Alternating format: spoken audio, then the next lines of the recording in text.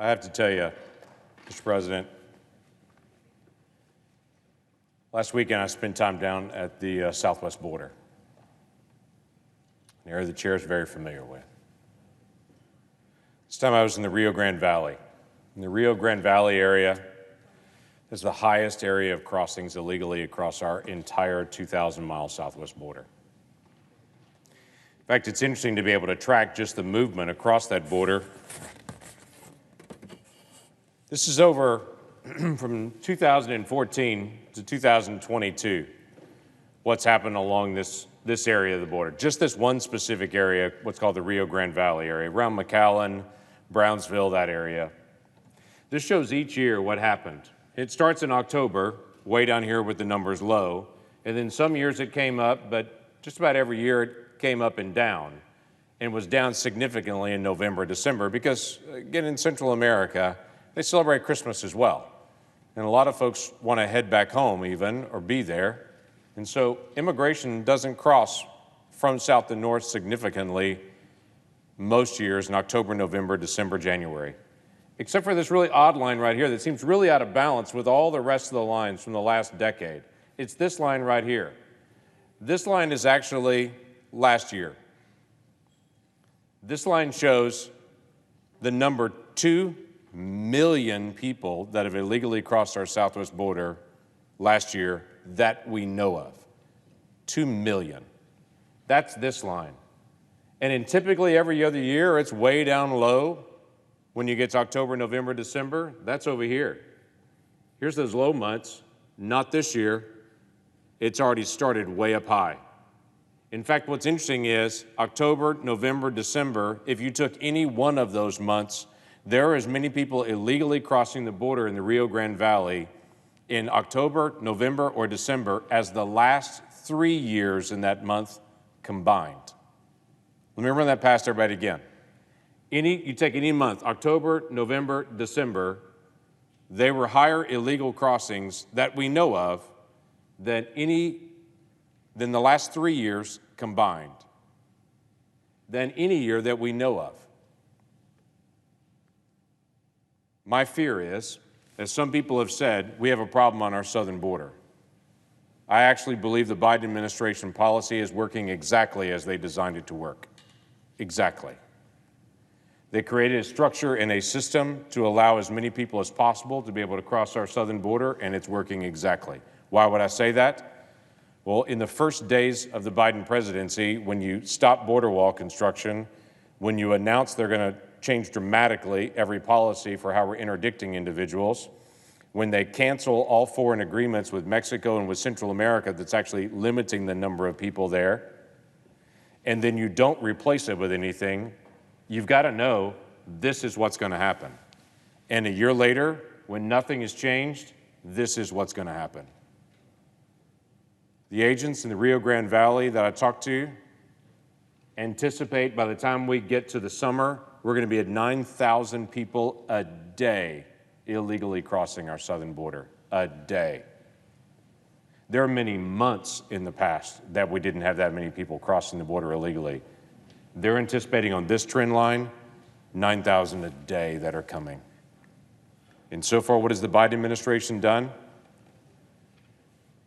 They've stuck with their plan because it's doing exactly what they thought it was going to do.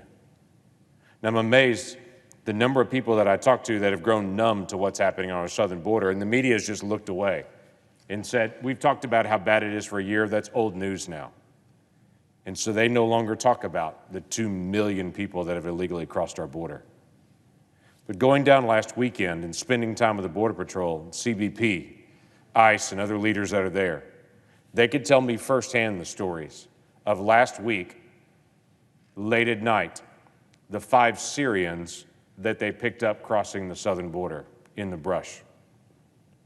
Those 5 Syrians were part of the count of the 2 million people from last year that will now be who knows how big this year. They told me directly the story of the Nicaraguan single adult male that they picked up crossing the border in the Rio Grande Valley, who told them, when under questioning, he was a member of the Nicaraguan military. Within 48 hours, he was released in the United States. And they were furious about it. Their question was very, very simple.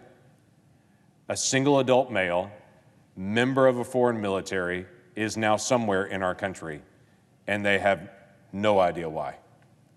Because they're doing their job, but the policies that they have to work with right now of how many people they have to be able to cut loose and how hard it is to be able to detain people, and the limiting policies of the Biden administration are fulfilling exactly what it's designed to do. There's been a lot of conversation on this floor, and I brought several times to this body, the construction of the border barriers down in the Southwest. This is something that members of the Border Patrol have asked for again and again and again. Close the gaps, that they always say, close the gaps. There are these massive gaps where there was under construction in January the 20th of last year, construction stopped. And over again, people have said, close the gaps, those gaps we have to patrol. Well, let me give you an example. When I got down there, they've now announced, by the way, they are closing the gaps, and everyone went, great, the gaps are being closed. But I got down there to be able to look at the gaps being closed, and let me show you what it looks like. This is an aerial shot when we were up in a helicopter with CBP, getting a chance to be able to literally watch people crossing the border illegally. And from this aerial shot, I hope you can see, this was the existing wall that was constructed during the Trump administration, this tall 30-foot wall with the anti-climb portion on it. Here's where the construction stopped. It was all the way through here, and then there was a gap, and then they had started another section here, and we're getting ready to be able to put up the other sections, but they had to stop. The Biden administration's now announced they're going to close the gaps. I hope you don't miss it. They've announced the gaps are closed. Can you see this tiny little picket fence on the bottom here? Probably not. This tiny little picket fence that's at the bottom, that's what they say is close the gaps. So it's no longer just open. They have a tiny little decorative fence there, and that's their announced, we've closed the gap. That's not going to deter anyone. They know it full well. It's not designed to deter anyone. It's designed to allow the administration to say, we closed the gap, and hope no one looks at it, because that gap will fulfill exactly what it is designed to fulfill, that is to allow people in, not keep people out. That doesn't help the Border Patrol, and they know it, because it's not designed to be able to help the Border Patrol, and they know it. Federal courts required the Biden administration to put in place what was a Trump policy before dealing with those individuals coming to seek asylum in the United States. It's called MPP. Some people call it Remain in Mexico. This policy basically said if you want to be able to come into the country, you had to pause, get in line, register so we'd know who you are. We'd set up an orderly process, and then you'd have to stay in the border region until it was time for your hearing to occur. There was a dramatic drop in individuals that were illegally crossing our border because they knew they wouldn't automatically get in, what's called catch and release, that they wouldn't just come across, be released in the country, and wait 2 years until their hearing. 2 years, that's what it used to be able to wait till the hearing. Until they shifted to the Remain in Mexico policy, and they said, you have to stay here in the border region until it's time for your hearing. Within months, they would come forward, they would get their hearing and get to make their determination whether they fulfilled asylum or not. Federal courts have said to the Biden administration, you have to put that policy back in place. So after months of delay, they have agreed to do it. It was one of the places I want to stop in and see. This is an overview of the Brownsville location for the Remain in Mexico policy. This overview shows the setup that they have created there in Brownsville to do the hearings. There's an intake area for processing, gathering area, medical area. There are 6 courtrooms that are set up. The courtrooms that are set up are all set up as large courtrooms where up to 22 different defendants could be here with their attorneys. All the courtrooms have video conferencing set up as a full-on courtroom for that location. There are in each location 120 individual office spaces set up, 120, where individuals that had illegally crossed the border could meet with their lawyer. So 6 courtrooms, 120 meeting spaces, all the ancillary space. This is a massive complex. When I was down there last week, they have so far handled 3 people. 3. and they weren't sure how many they were going to handle this week. Why? Because the Remain in Mexico policy, MPP, whatever you want to be able to call it, they created a system with so many exceptions in it that they could tell the federal courts, yes, we're doing it, but in reality, they're not. Realizing this month they've had about 45,000 people illegally cross the border in this zone just in January, but only 3 they made eligible to go through this process of the 45,000. Why? Well, they made a whole set of stipulations. They said, if you come in a family group, you're not eligible to come in here. If you declare that you have a medical issue of any type, no matter how minor it may be, you're not eligible to be able to go through this program. If you're LGBT, you're not eligible to be able to go through this program. If you're 75 years or older, you're not eligible to be able to go through this program. If you're Nicaraguan, you're not eligible to go through this program. If you're Venezuelan, you're not eligible to go through this program. You get the hint? They set so many criteria up to be able to list out no, no, no, no, no, no, that the poor 3 people that were left that didn't fit in that categories, they're going through it.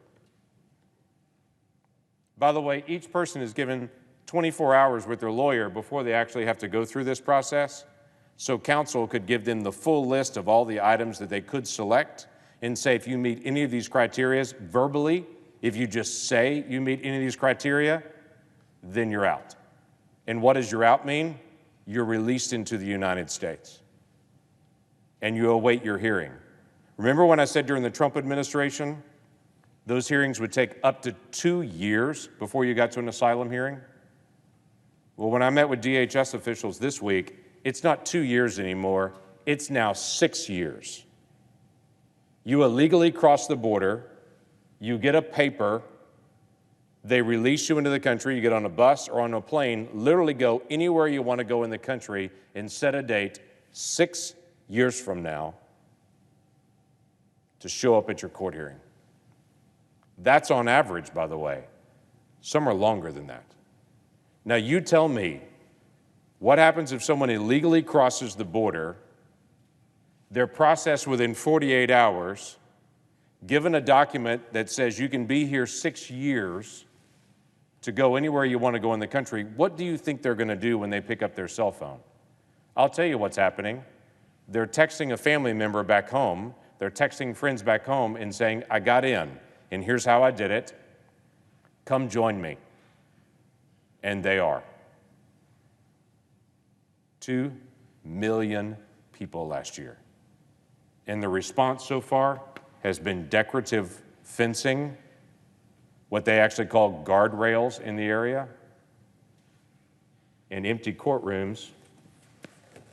By the way, this was middle of the day when I was there. Empty courtrooms with no one being processed. Also, they can say they did something. American taxpayers paid millions of dollars for this setup. So they could say they're doing something when they're actually doing nothing, getting the results exactly as they planned. Oh, but of course, everyone's being required to be vaccinated correctly before they reach the country. Of course, everyone's being required to be vaccinated, except they're not.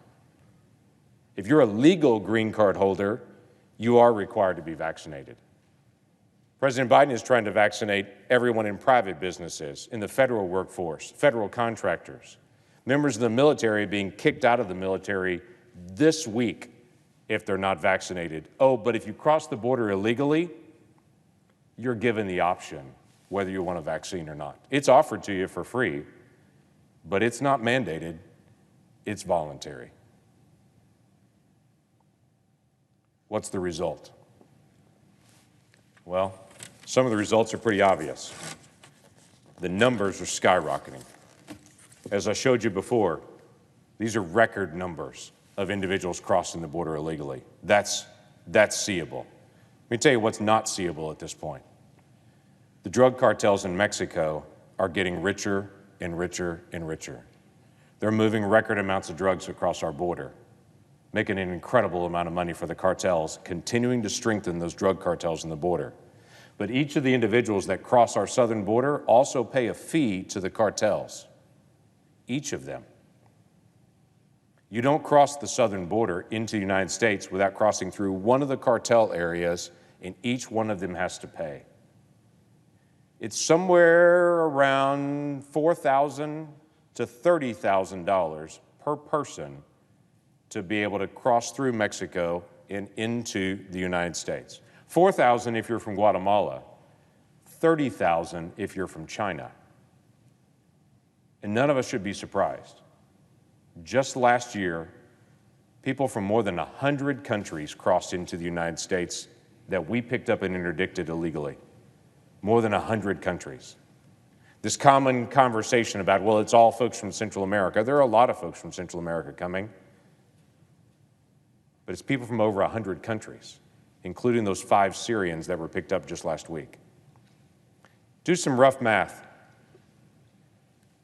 If people pay between $4,000 and $30,000 a person, and there were 2 million people that crossed illegally last year that we know of, that's $10 billion paid to the cartels.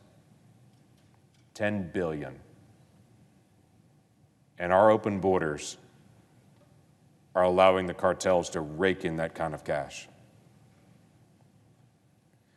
When I visited with the Border Patrol and got a chance to be able to talk to them, their morale is awful, as you can imagine. They're doing their job. They're busting it every day. But they're frustrated. They're frustrated at the policies that they're having to enforce. When they're used to being law enforcement folks enforcing our southern border, now they're hotel check-in staff that are just greeting people at the border, processing them, and releasing them into the country. That is not what they signed up for. They signed up to protect our country. And literally, they cannot. In this case, law enforcement is handcuffed, and the criminals are released. It shouldn't be that way, and they know it. Usually, October, November, December, January are lower months. Not so this time. They're exhausted from a record amount of illegal crossings last year, and they were hoping to get a bit of a break. But with the policies in place, didn't matter how cold it is, people are still coming. And on top of all that, here's what else happened last month. Just one example. This is a Border Patrol vehicle that had just interdicted a group of folks to the border. I don't know whether you can see it or not, but that's a giant bullet hole in the front of it. And that's another bullet hole in it. And that's another bullet hole right behind the passenger window. By the way, this particular moment, they had actually already picked somebody up and they were sitting in that back seat. The Border Patrol every day risk their lives to be able to enforce the law. And for this group of folks they pick up, within hours, they're released. And they're somewhere in the country waiting on a court hearing 6 years from now if they ever show up for the hearing. You want to know how frustrated this group of law enforcement is? They risk their lives for nothing because this is the policy of the Biden administration. This is not an accident. This is what it has brought. As they run through tonight the heavy brush along a very cold Texas-Mexico border, they will pick people up and they will faithfully do their job because they have over and over and over again, only to have a policy that cuts them loose. How long? Listen, Border Patrol agents have families too. Their families matter as well. And all this talk about we're going to be compassionate to the families of people illegally crossing the border, what we're really doing as a policy is enriching the cartels in Mexico, encouraging people to make a very dangerous journey, releasing them into the country with non-legal status to live in the shadows in our nation, and putting law enforcement at risk for their life. This should not be. And while the country just seems to move on and ignore the chaos at our border, this is still what's going on tonight. And it needs to stop. This administration has the ability to change policy and to change direction on our southern border, and they are not. They are not doing it on purpose. And the results are chaos. I wish I was wrong on this. There's something called Title 42. Title 42 means we have a COVID epidemic happening, no kidding.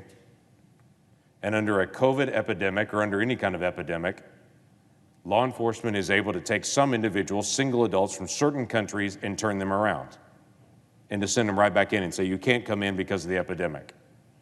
We have enormous numbers of those individuals coming. And right now, some of those individuals from some of those countries are being turned around, thankfully. And when I've asked DHS, what is your plan for those individuals once the COVID epidemic ends? And it does, God willing, end one day. When it ends, what is your plan? We're now 13 months into this administration, and they still have no plan. That's not just my guess. That's my point-blank asking. What is the plan to turn people around once the COVID epidemic, for that small group of folks you are turning around? They don't have one. It doesn't take 13 months to be able to determine what you're going to do. That just tells me the plan is when the COVID epidemic ends, those folks get in too.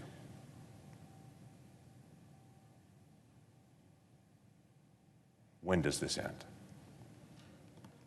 Who's going to stand up and help us just enforce the laws of our country? I yield the floor.